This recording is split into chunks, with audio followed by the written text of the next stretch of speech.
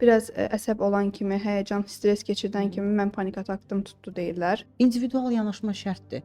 Həmin izləyicilərimizə indi və burada yaşamağı öyrətmək istəyirik.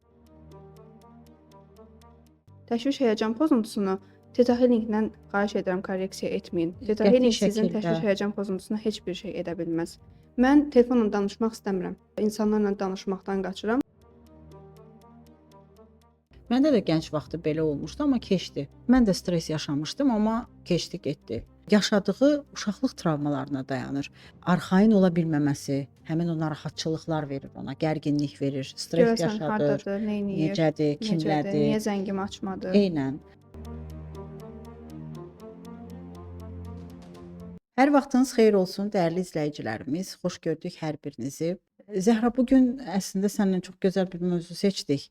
Düşünürəm ki, izləyicilərimiz üçün də çox maraqlı olacaq. Çünki çoxlu sayda təşviş həyəcan pozuntusundan əziyyət çəkən insanlar var və bugün düşünürəm ki, bu mövzu haqqında danışmağımız məncə yerinə düşərdi. Çox zaman insanlar, deyərdim ki, elə psixoloqların özləri də bəzən səhvlərə yol verirlər. Bunu incəliyib dərindən açsaq, izləyicilərimiz üçün də çox maraqlı olar.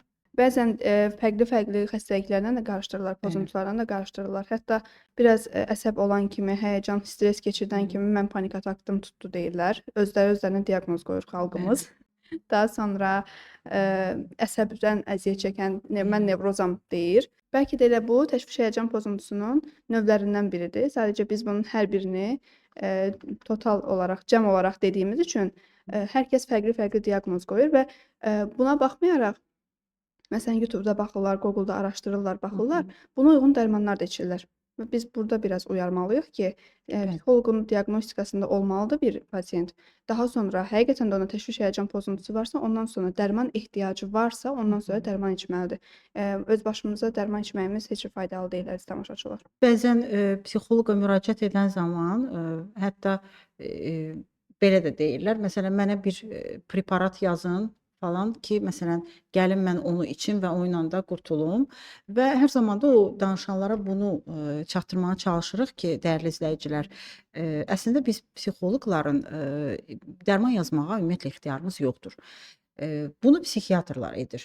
Əgər gərək varsa, təbii ki də təşviş həyəcan pozuntusu aşırı bir dərəcədədirsə, təbii ki də orada artıq bir 30-40% medikamentoz müdaxiləyə gərək qalır. İlk öncə növlərinə biraz istəyərdim ki, bir balaca nəzər salaq ki, misal olaraq necə baş verir, nə formada təzahür edir, ümumiyyətlə stresdən fərqi nədir? Bir balaca buna baxardıq ki, çünki bilirik ki, stres gündəlik həyatımızın bir parçası olub artıq. Hətta bu Azərbaycan probkaları, Bakının tıxacları olandan sonra tamamilə onsuz da işdə əsəbləşir insanlar, gəlir bu tıxaclar və s. Eynən. İstənilən bir bugün yerdə, sahədə, işdə olsun, evdə olsun, biz streslə qarşılaşırıq. Yəni baxırıq ki, stresdən fərqi nədir? Məsələn, sən dediyin kimi, olsun elə bir tıxaclar misal olaraq. Həmin o tıxaclar zamanı bir gərginlik gəlir və yaxud da hansısa bir iş gözləyirik, bir imtahan olacaq misal olaraq. Hansısa bir karyeramızla bağlı, işlə bağlı bir stres yaşayırıq.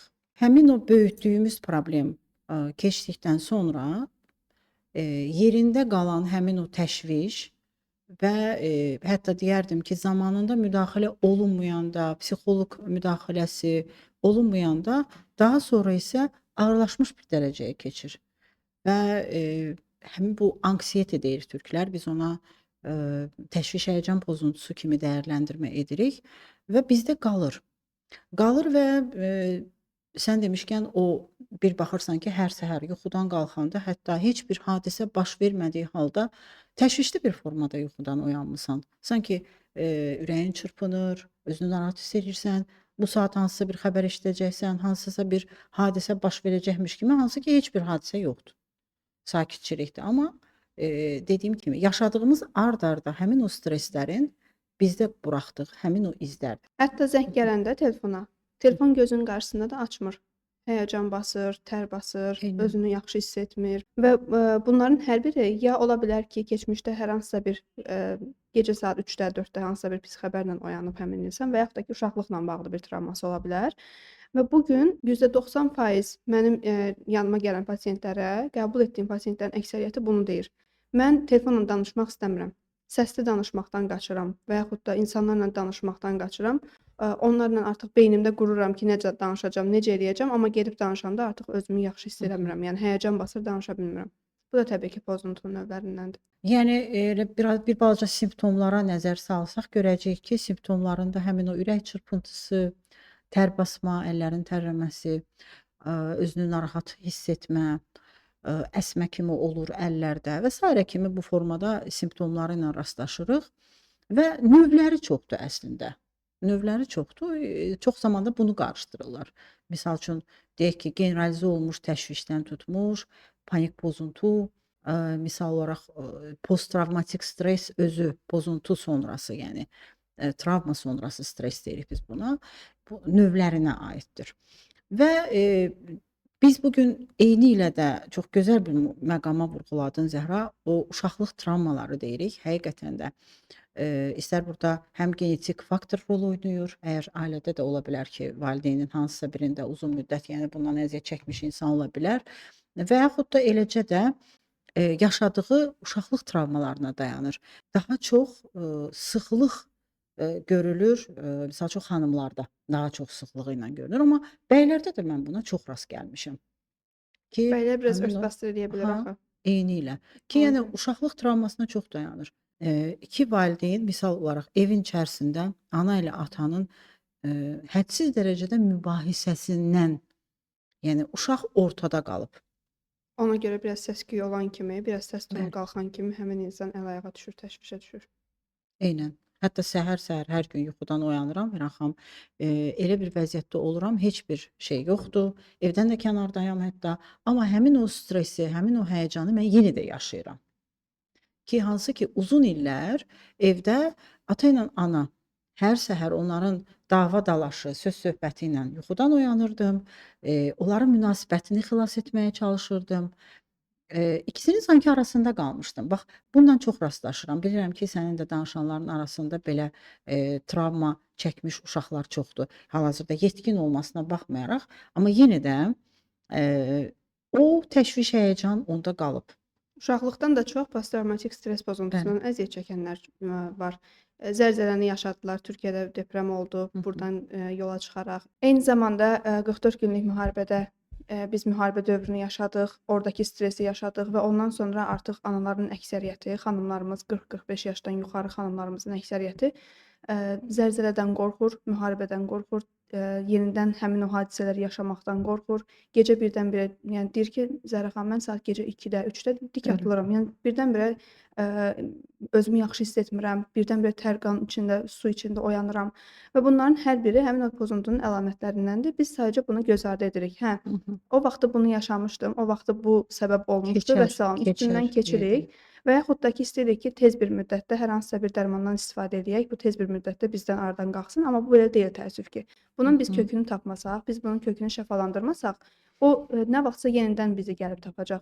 Bu pozuntu elə bir haldır ki, bir var, stres əşyaya, həmin o yaşadığımız hadisəyə əsasən keçirdiyimiz o stres. Bir də var ki, artıq mən o stresli dönəmi atlatmışam, amma yenə də mənim ruhumda onun qalığı qalıb və mən oturduğum yerdə heç bir səbəb olmadan bir stres keçirdirəm. Və Eynən. yaxud da hansısa bir insanın sözü mənə elə bir təsir göstərir ki, mən orada aşırı dərəcədə reaksiya verirəm və emosiyalarımı saxlaya bilmirəm. Ümumiyyətlə özümü nə danışdığımı bilmirəm. Hətta əsəbləşirəm, əsəbləşdiyim anda mən hansı sözlərdən istifadə etmişəm, bunların hər birini yaddan çıxardıram deyən pasientlər var ki, bunlar hər biri pozuntunun əlamətlərindəndir əslində. Spirtli içkidən əziyyət çəkən və yaxud da narkotikdən istifadə, uzun müddət istifadə edib sonra dayandıran insanların özündə belə biz bu təşviş həyəcan pozuntusuna rast gəlmiş Hətta o oluruq. təşviş həyəcanını Bəli. alkoqolla örtbasdır Bəli, eləyənlər bəli, də var bəli, ki, bu gün eynilə. özümü yaxşı hiss edirəm, bu gün stresli bir gün Hı hı. keçirmişəm, qoy gedim bir içim. Çox qəribə də səslənsə, yəni bizim üçün artıq qəribə deyil, amma ola bilər tamaşaçılarımız üçün hətta bəylər arasında çoxlu sıxlıqda, misal olaraq alkoqolu sən dediyin kimi bir xanımla görüşə gedirəm, misal olaraq bir 2 bakal pivə içmədən getməsəm mümkün deyil, Hı. atlata bilmirəm. Və yaxud da bir nəsə bir içki içməsəm, ört-basdır etməsəm gedə bilmərəm deyən insanlar. Yəni biz çox rastlaşırıq bu ilə. Stressli sahələr, aqrofobiyanın özü belə təşviş, həyəcan pozuntusu növünə daxildir. Yəni sıxlıq, görülmə sıxlığına toxunsaq, həqiqətən də biz daha çox xanımları dedik, amma baxırıq ki, statistika bunu xanım olaraq göstərir, amma Bəylərimiz içki ilə bəylərimiz də ört-basdır edir, xanımlarımız təəssüf ki, bəli, emosional olaraq bildirir ona görə. bəli, emosional olaraq onu göstərir özündə xanımlarda. Və gələk simptomlarını çox sadaladıq. Düşünürəm ki, biz görülmə sıxlığından danışdıq. Biraz da müalicə korreksiya üsuluna da toxunsaq yaxşı olardı ki, dəyərli izləyicilərimiz, hər zaman bunu vurğulayırıq. Hər birimiz bu veriliş vasitəsilə çatdırmağa çalışırıq ki, ümumiyyətlə hər bir işin ümumi psixoterapiyaya gedirsə, orada bir konsilium mütləq şəkildədir. Konsilium şərtdir. Çünki var yüngül formada təzahür edən sadəcə narahatlıq, var da ümumi bir psixi problemə keçirsə əgər hansısa bir hadisə, bir faktor, artıq o insanı bütün həyatında bir totallıq təşkil eləyirsə, istər onun karyerasında, istər şəxsi həyatında, ailəsində, ətrafına, sosial mühitinə yansıyırsa, narahatçılıq verirsə, təbii ki də orada artıq ağırlaşmış bir dərəcədədir və belə deyərdim, təşviş, həyəcan pozuntusu artıq bir totallıq təşkil eləyirsə həyatınızda, burada bir psixiatr müdaxiləsi şərtdir. Duyğudur. Yəni bu Bəli. pozuntu duyğu deməkdir. Bir insanın duyğusu təbii ki, onun həyatının hər bir sahəsinə təsir Təşkil. göstərəcək.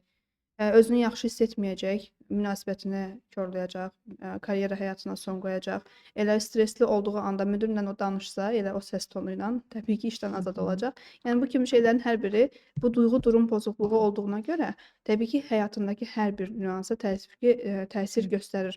Amma mən bunun qarşısını alaram, sonra edərəm. Bu mənim artıq duyğumdur. Mən biraz çətin xasiyyətli biriyəm deyərək bunun üstündən keçmək lazım deyil. Müraciət zamanı seansda xanım deyir ki, Zərə xanım, mən özümü yaxşı hiss etmirəm. Valideynlərim mənə çətin xasiyyətlisən deyir. Münasibətimdəki insan çətin xarakterlisən deyir.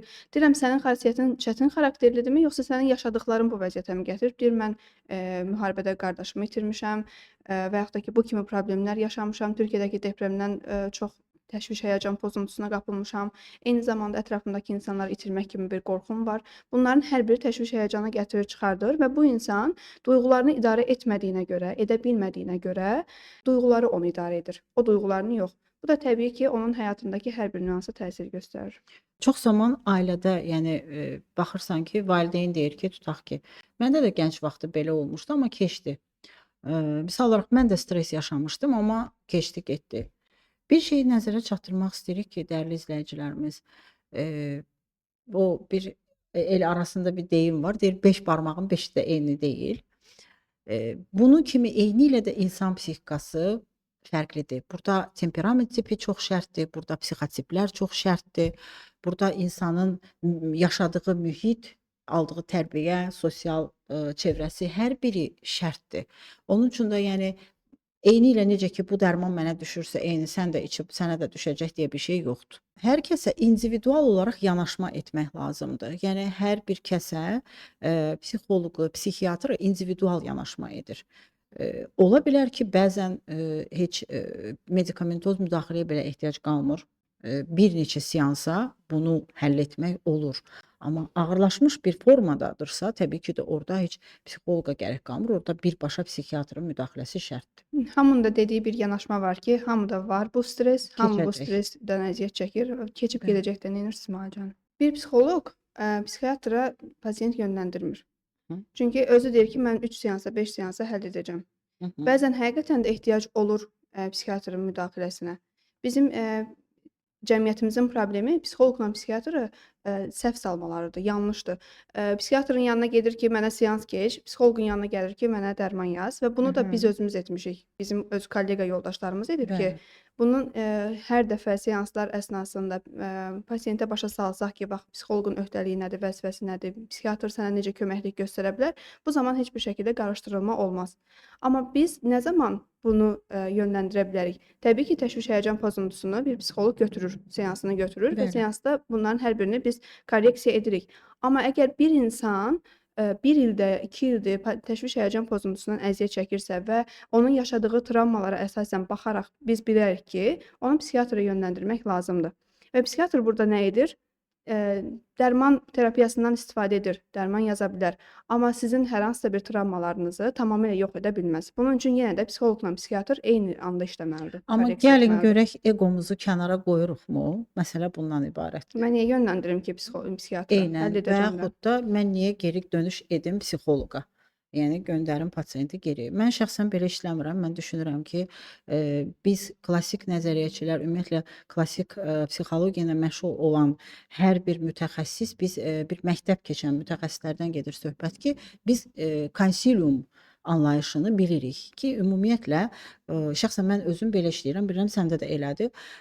Misal olaraq biz görürük ki, pasiyentə orada psixiatrik müdaxilə şərtdir. Bu mənim sahəm deyil, mən orada dərman yaza bilmərəm.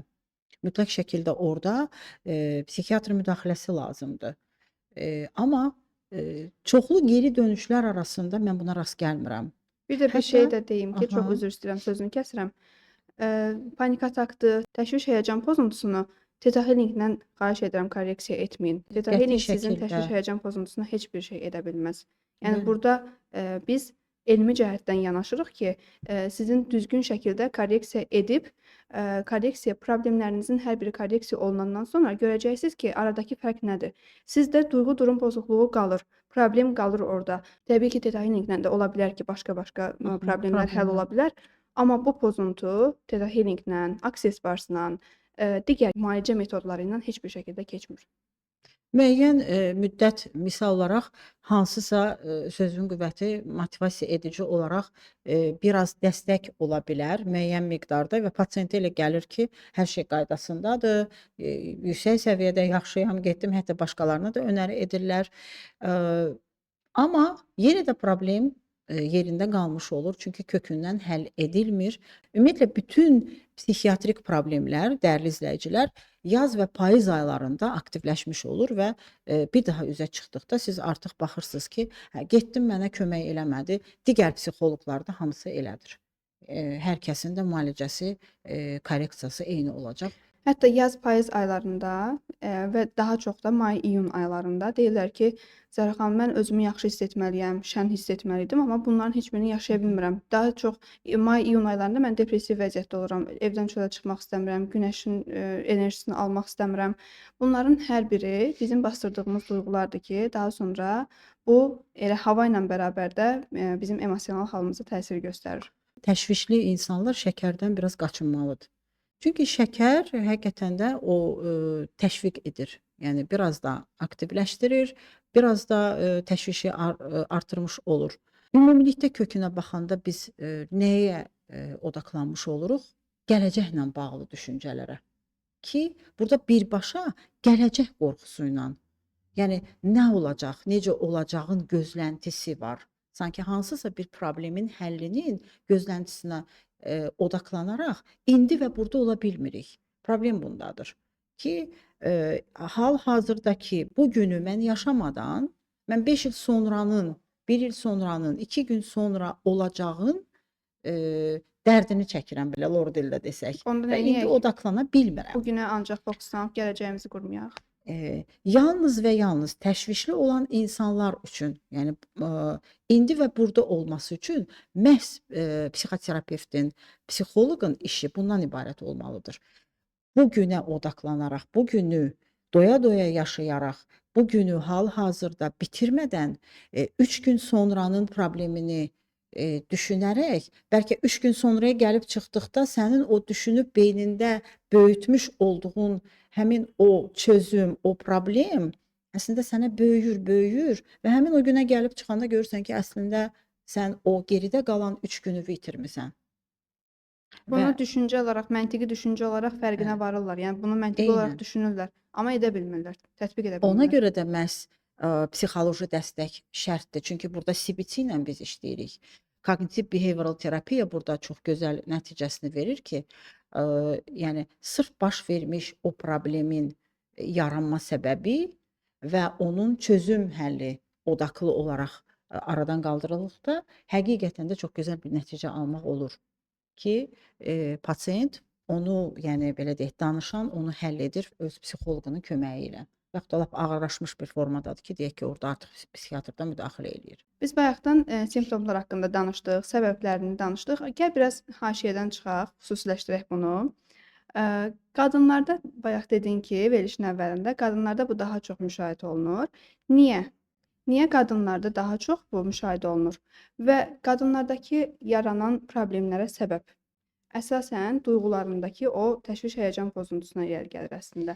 Yəni bir qadın həm anadır, həm həyat yoldaşıdır, eyni zamanda kiminsə rəfiqəsidir və buna görə də aldığı rollara əsasən özünə məxsus müəyyən travmalar olur və buna görə də təşviş, həyəcan pozuntusundan əziyyət çəkir. Anadır, uşağına yaxşı yetişdirmək, uşağına yaxşı gələcək vermək, münasibətində qısqanclıq ola bilər, münasibəti ilə bağlı hər hansı bir problemlər ola bilər, hər hansısa bir güvən problemləri yaşana bilər ki, bunların hər biri əslində təşviş, həyəcan pozuntusudur kökünə baxanda. Ümumiləşdirsək, bir qadın münasibətdəmi daha çox təşviş, həyəcan pozuntusuna əziyyət çəkir, yoxsa ümumiyyətlə qadınlar emosional olduqlarına görə hər yerdə bir həyəcan pozuntusu tapırlar özlərinə? Qadında daha çox bu özünü biruzə verir. Və bir də elə bir haşiyə də çıxacağım, bir klimakterik dövrdə də bu daha çox bir təşviq olunmuş bir formada özünü göstərir xanımlarda məhz olaraq. Əgər xanımlardan danışdıqsa, yəni həmin o dönəmdə daha bir simptomların daha aşırı dərəcədə olması, daha bir belə deyərdim, keçmişdə bəlkə də bastırılan duyğuların həmin dönəm üçün daha da çox üzə çıxıb emosional olmasını görülmüş olur. Və uşaqlıq travmaları təbii ki də orada güvənlə bağlı əgər danışırıqsa, ata ilə bağlı olan o bağın tam şəkildə bəzi xanımlarda qurulmayanda, məhz psixoterapiyada biz nə ilə rastlaşırıq? Həmin o problemlərə toxunuruq, travmalara toxunuruq. O güvən problemində yaşadığı, belə deyərdim, arxayın ola bilməməsi, həmin o narahatçılıqlar verir ona, gərginlik verir, stres Görəsən yaşadır, hardadır, neyniyir, necədir, necədir, kimlədir. niyə zəngimi açmadı? Eynən. Və yaxud da deyərdim bir ana olaraq, misal üçün əgər anadırsa, öz ana rolunda həmin o təşvişi, həyəcanı yaşayır. Uşağının adicə bir imtahanın keçirilməsində yaşadığı bir stres, mən deyərdim ki, ömründən bir 10 il alır. Belə bir şey də var ki, münasibətlərdə bunda rastlaşmışam ki, mən deyir Zəhra xanım qısqanmıram. Sadəcə ona görə narahatam. Başlayır 2 dəqiqədən bir, əgər xanım harasa gedibsə, bir bəy, 2 dəqiqədən bir zəng eləyir. Necəsən? Özünü necə hiss edirsən? Mən özümü yaxşı hiss eləmirəm. Sən çölə çıxmısan. Elə bilirəm ki, təhlükədəsən. Və eynilə qadınlar da bəylərə qarşı bu cür yanaşır və daha sonra o zəngini açmayanda görəsən hardadır, yanında kim var, niyə açmadı? Biraz da həmin xanımlar aldadılmaqdan qorxduğuna görə və ona qarşı heç kim yalan danışmamalıdır düşüncəsində olduğuna görə təşviş, həyəcan pozuntusunu burada yaşayırlar. Amma burada pik həddə yaşayırlar bəzən. Bəli. Çox da görülür, görülməz sıxlığı belə deyərdim, mükəmməliyyətçilikdən. Çünki o qədər çox danlanan uşaqlar olur ki, uşaq vaxtı o qədər danlanaraq və yaxud da mükəmməliyyətçilikdən böyüyən uşaqlarda daha çox olur ki, yetkinlik dönəminə çatanda üzə çıxır. Və deyərdim ki, kökünə də baxanda natamamlıq kompleksi dayanır. Özgüvən aşağı olur yəni. Yəni çox vaxtda bu sıxlıq, görülməz sıxlığına baxanda həmin o problem ordadır yəni. Cəmiyyət uşağı susturanda da Bəli. bunu rastlaşırıq. Cəmiyyət o qədər uşağa sus deyir ki, cəmiyyət dediyimiz birinci anada Tabe başlayır. olmalısan, bəli. Sən uşaqsan, sən danışmamalısan, sən sakit dur. Daha sonra bunu məktəbdə yaşayır, universitetdə yaşayır. Cəmiyyət onu, həmin insan o qədər susturur ki, o danışmalı o məqamda danışa bilmir. Azmı rastlaşmışıq bullyinqa məruz qalan uşaqlarda? Misal üçün, uşaq vaxtı məktəbdə bir bullyinqa rastlaşır, düşür. Həmin o bullyingdə həmin o qədər stres yaşayır ki. Məsəl üçün, yenə də deyirəm, individual yanaşma şərtdir. Məsələn, bir uşaq eyni ilə o situasiyaya düşür. Onun üçün valideyn deyir ki, mənim 5 dənə uşağım var. Nə oldu? Bir dənə bunda belə oldu. Yəni, individual yanaşma çox şərtdir. Çünki bunda belə olubsa, digərində də belə olacaq deyə bir şey yoxdur. Yəni, ola bilsin ki, bu insanın temperament tipi, psixotipi, ümumiyyətlə xarakteri, ümumilikdə, yəni o tamam başqadır. Yəni ona valideynin də yanaşması ailədə başqa olub. Ona görə yəni burada mən deyirəm ki, hər zaman individual yanaşma şərtdir. Uşaq gəlir deyir ki, ana Bəli, mənim problemim var, deyir budur sənin problemin. Artıq onun problemini bəli, görməzdən gəlir, göz görməz. ardı eləyir, küçümsüyür və buna görə də bir insan özünü anlaşılmaz bulur. Yəni mən bu həyatda heç kim məni anlamır, heç kim məni dinləmir. Mənim keçirdiyim duyğular hər bir kəslə müqayisəyə keçir artıq. Bir insan rəfiqəsinə öz problemini danışır, təşviş həyəcanını danışır. Deyir sən buna görə həyəcan keçirdin, sən buna Burada görə nə belə var ki? yaşadın. Burada nə var ki, mənim keçirdiyim hissləri bilsən, bunun yanında nədir ki? Yəni bunların hər biri Müqayisə. artıq müqayisəyə gətirir çıxardır. İnsan özünü anlata bilmir, keçirdiyi duyğuları başa sala bilmir və ondan sonra ya özünü gedib intihar edir, öldürür, ya da ki, hər hansısa bir antidepressantlardan asılı qalır. Və düşünürəm ki, bu gün müəyyən qədər təşviş, həyəcan pozuntusu haqqında məlumat verdik. İzləyicilərimizə də gələn suallar arasında, yəni onların da, yəni danışanların da müraciətləri zamanı çox rastlaşırıq.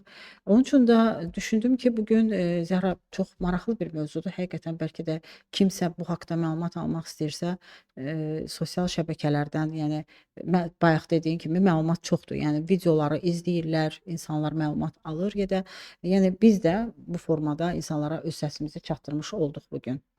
Həmin izləyicilərimizə indi və burada yaşamağı öyrətmək istəyirik.